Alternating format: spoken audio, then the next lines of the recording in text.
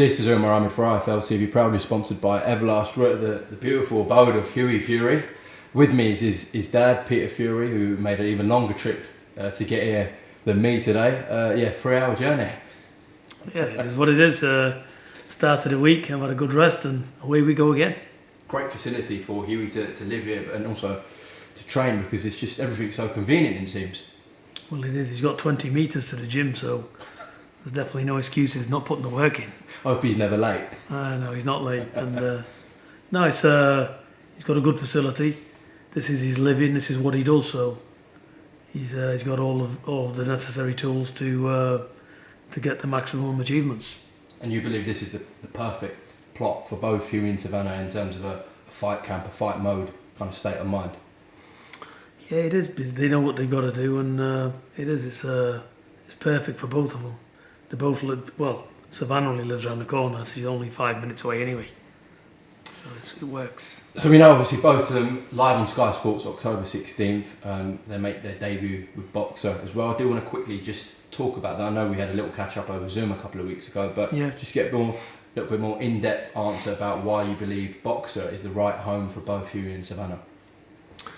I think they can give. I know they can give the right attention, and they've only got a select number of fighters, which appeals to us. They're going to they're saying all the right things, and so far they're doing all the right things.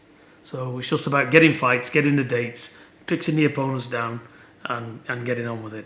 So it's more or less of a path for us. We know where we are, we know where we stand. It's better.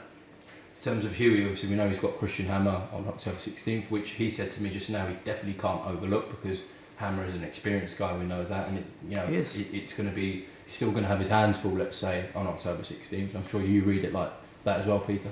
Yeah, there's nobody having an easy fight with Hammer. Hammer will give anybody a hard time, so it's one of them. So, but these are the opponents he needs.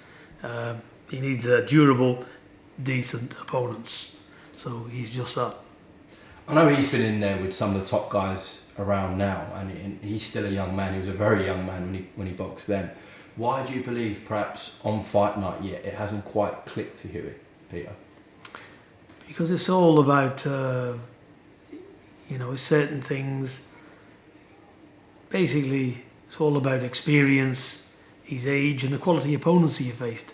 Look, he's only dropped 3. He's dropped a very ambiguous decision to Parker over 12 rounds for the world title. He got cut in the Pulev fight, which ruined his chances completely.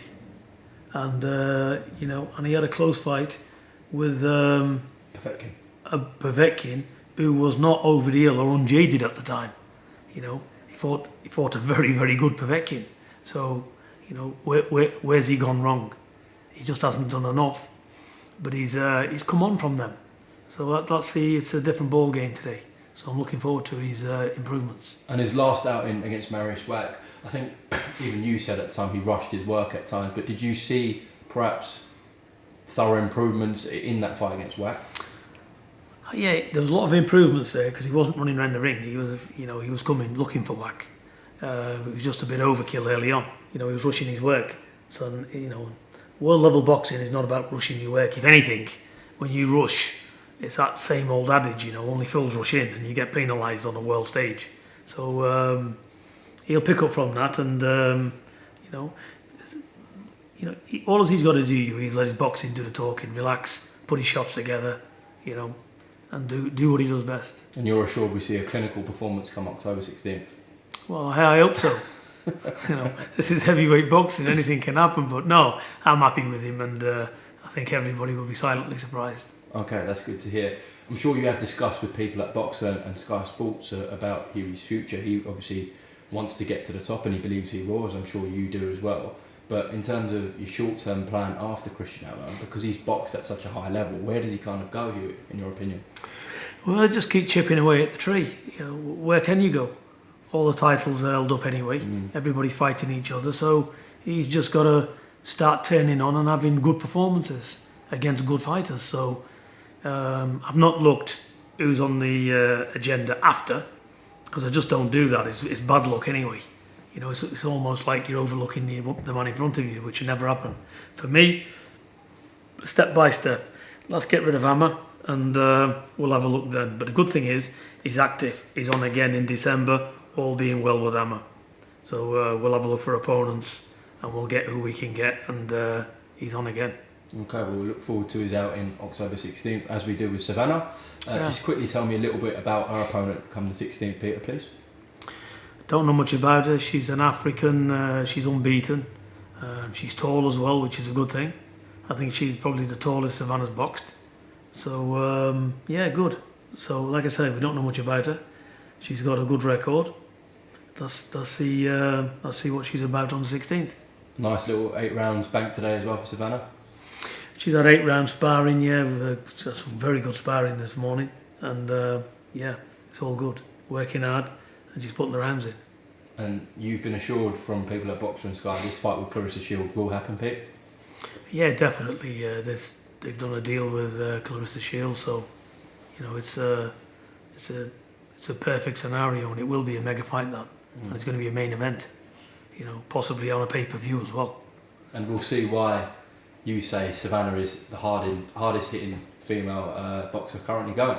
100%. You know, Savannah has got at least 3 more levels to go than what we've seen. So it's exciting for Savannah. I just can't wait to get Savannah in there and just unleash her, because she's a serious talent. How does she get on when she spars men? Pretty much the same. She spars a lot of men because there's not many good women around. When I say good, that's an understatement. I don't mean it like that. I mean somebody that can withhold the power and she can let her hands go and have full open spars with. Luckily, there's a girl here. She comes. She's called Cindy. She's very good. She's similar weight, strong, and she can let her hands go. So we have Cindy comes once a week, and then we've got a couple of middleweights who come as well, and they're obviously fellas. So she has good open spars with them. How do you see that playing out? I'm sure you have visualised it in your mind, that fight with Clarissa Shields, and how do you assess Clarissa as a fighter? Clarissa's a very good fighter, and she has been in up to now with better opposition than Savannah has. But that's not any fault of Savannah's own. We can't get the fights, that's the issue with Savannah. But we will get them, and we're looking forward to it. No, Clarissa Shields needs a high to respect. She's done what she says on the tin. So, you know, that's it. But I'm looking forward to that fight. Me and Savannah. How big is that for women? Well, obviously for just boxing in general, but as you said, it potentially could be a pay-per-view fight, and it would be a women's fight headlining a pay-per-view card, which to think a couple of years ago, you'd be called crazy to say that. How big is that fight? I think it's massive because there's no hype needed. I know Clarissa talks quite a bit, but you know that's what she believes. But the thing is with Savannah, she 1,000,000% believes that she can do a number on Clarissa anyway. So they've both got that 100% belief that each one's got the other one's number. So it makes very interesting, you know. And Savannah, she can't wait for that fight, you know, because she feels not just on the power through different things, but I'm not going to talk about that. But she's more than confident. Okay, well, listen, best of luck to both Huey and Savannah in Newcastle, October 16th, live on Sky Sports. Tune in. Peter, obviously, it's a massive fight week this Saturday night. Anthony Joshua defends his heavyweight belts against Alexander Usyk. What do you think the biggest problem is going to be for Anthony Joshua in there with Usyk? Usyk's the real deal, isn't he? These are, you know, Joshua's clever as well. He's intelligent. He'll know this is nowhere near a gimme fight. This is the toughest test he's had. This is the best opponent he's faced, in my opinion. So it's I think it's going to be a chess match early on, and I think Joshua just needs to get behind that jab and use his height, be nice and light and fluid with his shots, and he just got to box and see what happens. I think Usyk's got it all to do, because Usyk has got to get on the inside. Because if he stays on the outside and tries to outbox Joshua and pop in and out, that's not going to work. You know, you can't really do that with a bigger man. You know, and Joshua's he's not slow, so that would only work against somebody who's like a plodder. You know, that's not with Joshua. He's got fast combinations, hasn't he? And, you know, he's got quick hands, so that's not going to work for Usyk. Usyk has got to somehow feint his angles and dart in, but when he's in, he's got to stay in.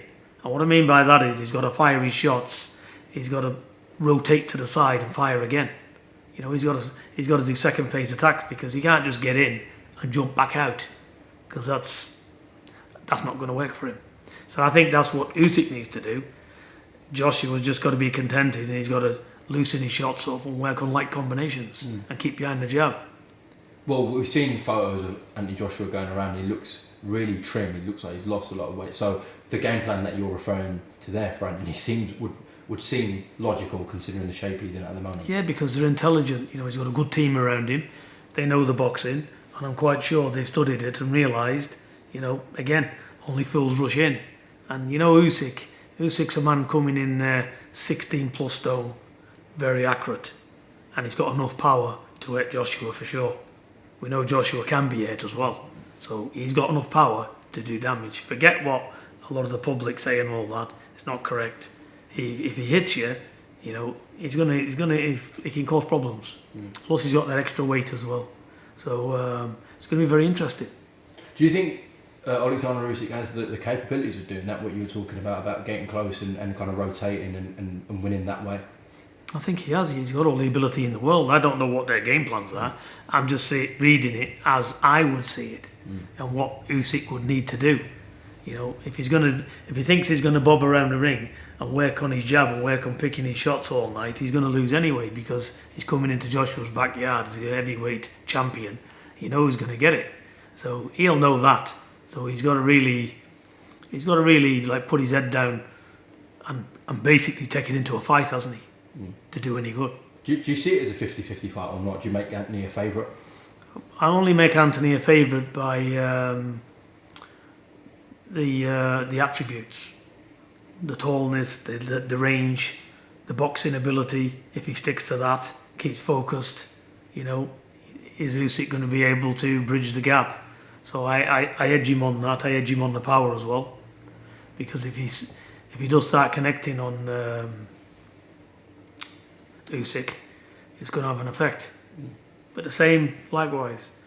Listen, I've got it 49% for Usyk and 50% for Joshua. There's minute differences in it, but I edge Joshua for them reasons. But if Usyk won, would it be an upset? Of course not. It's a level fight, this. Nice to see as well. It's nice to see the fighters getting in there and taking on who is the best out there. So it's good. Definitely, of course, we had that kind of COVID period and then boxing changed a lot and the effects are still going on even though we're out of this COVID situation now. That we had a period where the best weren't fighting the best. I mean, that used to happen before anyways, but it's still rare, isn't it? We get a fight like this where the best are fighting the best, but it still doesn't happen enough, does it, Peter? No, a lot of it is... it comes down to a money racket, protecting the fighter, you know, and things like this. But you know, got to step up to the plate, haven't you? You know, if you want to be a champion and you're already the champion, you believe they're the best. Look, it's not about money anymore for the likes of AJ, is it? It's about legacy. You know, he wants to cement and say he's been in with the best, and you know, you can't fault the fella on that because he has. He's fought whoever's been in line. So, and you know, to be fair to him, he's improved as well. So it's all good. It'd be a good fight anyway. Looking forward to it.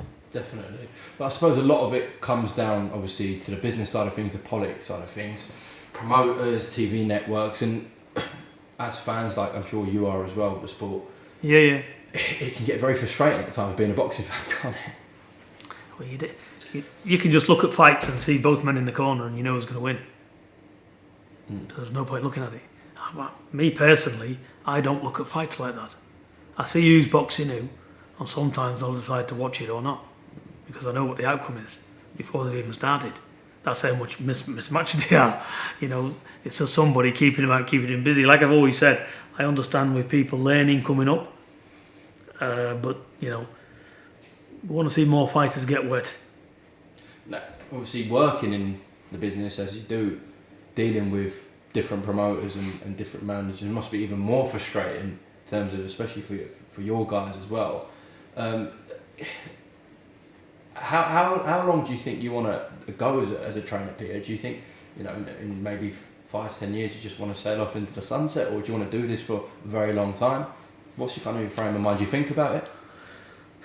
You know, I'm in my 50s now. I think in all kinds of business, you know, I'd like to walk away in the next 3 years in my business interests and everything else, because, you know, I'm getting on now, and I don't really see, you know, what's the point to keep banging the drum?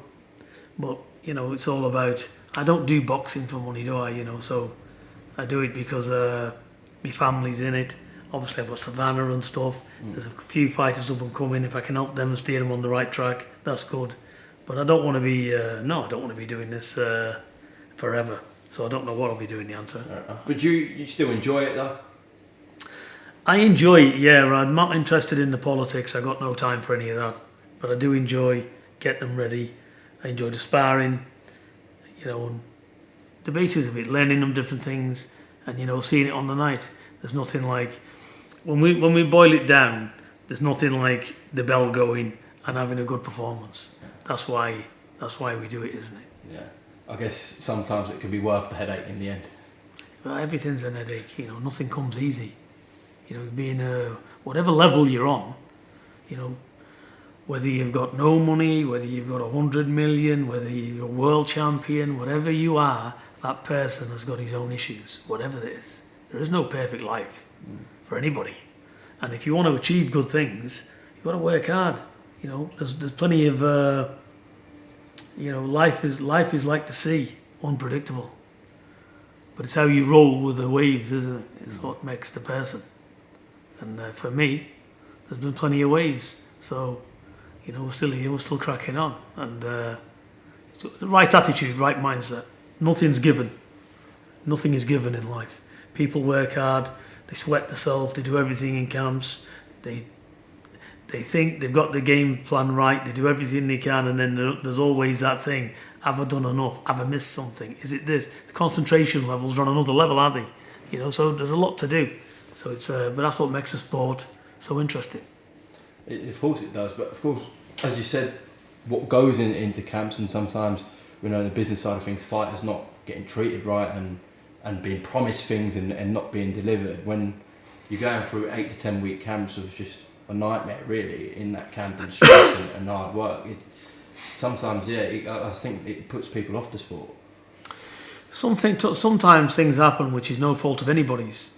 It's just how it rolls. And like I said, you know, it's not really, it's just the way it is. But, you know, you got to take positives from all negatives. So although he's not been fighting, although they've not been busy fighting, we've constantly been in the gym working anyway, and working on different things. So you use that time for your benefit. That's what you got to do, and you just got to be patient and wait. And look, I've always said, and I've maintained this: if you're good enough, you'll get there. No matter what the obstacle is, if you're good enough, you'll have the opportunity. I suppose it's just about focusing on the things that you can control. Things going wrong or the headaches that are out of control are there, but if you can take a grab of the things you can control and do the best at that, then things will sort themselves out. Well, they seem to do, and the main thing for me is putting all the work in, covering every aspect, getting in that dressing room on fight day and enjoying it. That's the key. So, and that's where we are. Enjoy it, the sport, and let's get on with it and let the best man win. How was it having Dave Allen back in? Good. He's good company, David, and it's nice to have him in the gym doing a bit, and it's good to see him back. He can do good things if he gets his head right. Good work for Huey as well, last couple of weeks with Dave. Good work, he's big, he's strong, he's coming forward. So, and he's got some good skill sets. So he presents some problems. He's very good sparring, and like I said, it's brilliant to have him in the gym. Obviously, I've had Dave in the gym for many years in the past. He's boxed under me at one time, and it's good to have him. It's good to have him in the gym. Cash Ali as well. He's looking like he can do some big things in the heavyweight division. You've had him in for camp as well, haven't you, for Huey? Yeah, he's talented. He's been in camp. He's coming back again. You know, kids like this is good to have in the gym because they're all nice lads as well, and they know each other well from the past. So it's good to have them in the gym. Yeah, Cash is doing well. Just Peter, I want to address a last topic before we close off. I think it was last weekend, Oscar Valdez boxed, and before the fight there was a lot of controversy whether the fight should happen or not, because he failed for a substance that was banned, but the commission still let him box. What were your thoughts on that situation? I'm sure you saw it. All these cases it's hard to comment on, but it seems, what's good for one is not good for another. It's all over the place, isn't it? It ain't good for the sport because it is what it is, but you see a lot of it anyway. Some people can be harshly treated over nothing. Some people can do whatever they want and seem to walk off with it. So I just don't know, to be honest with you. I'm not really interested. We've had bad experiences with all that shit anyway. So I just, like for us now, we get all the product from Applied Nutrition. Everything's like rigorous, so we're not prepared to give anybody a millimetre for an excuse, because that's they've got draconian laws they have. So like I say, they seem to be very stringent here in the UK, but abroad, especially in America, it seems to be they're not bothered, are they? Well, there's a fighter, Liam Cameron, I'm sure you've seen his case, where he took a recreational drug. It wasn't a PED, and I think he still hasn't got his licence back. It's been 7 years, and you've got Oscar Valdez there, who fell for a PED and was allowed to box that same weekend. So you're right, it's all over the shop. There's not one system governing everything. It's like the Wild West. I think it's what can you say? Everybody's got a job to do. I know though, over here they are very stringent, and they look at everything. So, I don't really know. I suppose every case is individual, and every other case has got its own merits. So it's hard really to comment. But for ordinary public looking at it across the board, they're seeing it as what I'm saying it is. Like you said, it's like the Wild West. It's somebody can do a murder and get away with it, and somebody can take a recreational drug and get a 3-year ban or something. Yeah. So that's the way it looks to the public. Well, literally, I mean, it's a very strong word that you said, murder, but God forbid if someone was allowed to box and they're banned for a failed substance and the commission knew about it, and they still allow them to box, and their opponent, God forbid, got really hurt or even worse, then where does that leave the sport? Anything's a possibility, but what can we do? I'm sure everybody's stringently tested, through the training camps, they follow out the ring when they have a fight. So what more can be done? I think over here in England, I think it's severe. The testing's severe. I think more or less we're talking of the broader scale abroad and in different countries, like Nevada or whatever. I think you can get away with anything in Nevada, so that's where it seems to all be coming from. So anybody who's licensed over there can more or less do what they want. I think when you're under a British Boxing Board of Control licence holder here, it's a different ballgame. I think they can't be any more stringent than what they are. Are they literally knocking on Hugh Winter's doors every second? Not every second, no, but they do come and do the testings. They do the bloods, they do the water, they do everything under the sun. They arrived here just the other day at 6 a.m. But it is what it is. Everybody's having, it's not just you and Savannah. Of course, yeah. Everybody's having. That's why I say over here it's strict. To be honest, they're doing a good job. So that's it. I don't think the problems are here. I think it's other governing bodies abroad. Peter, sorry to keep you. Just one last kind of topic I want to address. Yeah. As I said, we had that COVID period, and boxing's kind of gone weird. We know your thoughts on kind of the whole YouTube boxing thing, but we've seen more recently legends coming back into the sport, and Riddick Bowe is targeting a date soon. Evander Holyfield just boxed and got stopped. It was very sad to see. What's your whole thoughts on kind of old guys, legends of the sport coming back? Well, if it was like Mike Tyson versus Evander Holyfield in the 50s, I'd watch it. Because they're of the same age, aren't they? And they've all done the similar achievements. Or Riddick Bowe and maybe somebody else. All the world champions. If some of the world champions want to face off against each other, then me personally, I don't agree with it, whatever it is, because who's interested? we've seen these in the heyday. You know, why do we want to see older guys doing it? You know, but I think I was impressed with Mike Tyson's performance when he boxed Jones, because he got himself in terrific shape, put himself through hell for that fight. But and he had an exhibition. But you know, if these want to get it on between them, I can half understand it. But although I don't recommend it. But the likes of Holyfield, he's fought this guy who's relatively unknown to boxing. I've never heard of him. I don't know who he is. Yeah, and you know, and look what's happened. So where does that get anybody? So I just don't agree with it. And it's an internet boxing. I've got no interest in it at all.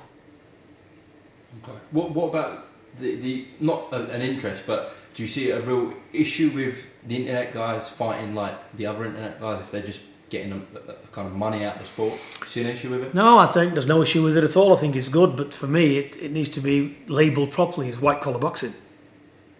You know, it's ordinary lads off the street or firemen having a contest. Anybody, if they love something and they want to get involved in it, fair enough. But let's put it this way: this is professional boxers that put their heart and soul in it. Yeah, they're in that gym, and it's a lonely world out there. Yeah, and they ain't doing it just because to get some clicks on a YouTube or whatever and be that type of famous. You're looking at world level athletes doing a serious sport. So that's what I'm interested in. These don't fit into that category because they don't, and they're never going to fit into that category, and they're never going to beat, you know, current good world champions, are they? Let's have it right. So you know, let them try against their own caliber. You know, not really. Look, in all walks of life, yeah, we've got good solicitors, we've got shit solicitors, we've got good boxers, we've got shit ones. Yeah. So these YouTubers can box somebody like that, you know, but that's the end game, isn't it? There's no future in it. So yeah, but for me, no, it doesn't. But I'm always into world level boxing. I'm not somebody to turn up at a show and get a journeyman and say, right, let's box. You know, I'm not that enthusiastic. I'm into world level sport. So for me, through my eyes, it might be different because I look at it like that. I'm only interested in what fighters can achieve and getting them to the pinnacle of their careers. I'm not interested in somebody who's going to be a British champion or whatever. That might be good for them, but I'm not interested in it. What about a guy like Tommy Fury then, who's fighting journeyman at the moment, but then it looks like this fight with Jake Paul is actually going to happen? How do you what's your feelings towards that? Nothing, you know, they can make a lot of money, so if it's good business, they make money, so where can you earn a few million quid or anything up and down, you know, going, doing anything down the road? So if they can talk their way into a few quid, you know, it's harmless. He's a beginner, isn't he? And the other one is on similar levels, so there's no problem for them, is he? But that's not distinguish where we are. I'm talking about world level boxers here. Yeah? Not up and coming boxers and not YouTube. I'm on about YouTubers in with world level athletes. There's a big difference there. That's dangerous. Well, that's what I'm saying. So that's why I'm not interested in it. I think whoever fights whoever, they should be sticking to the YouTube thing, yeah, and having white collar fights. Because to put them on the stage, on the world stage, is different. Okay, well listen, Peter Fury, I really appreciate your time on IFL TV today. Safe journey back, and also best of luck with Hughie and Savannah come October 16th live on Sky Sports. Is there anything you'd like to add, Peter, before we close off? Anything to the people?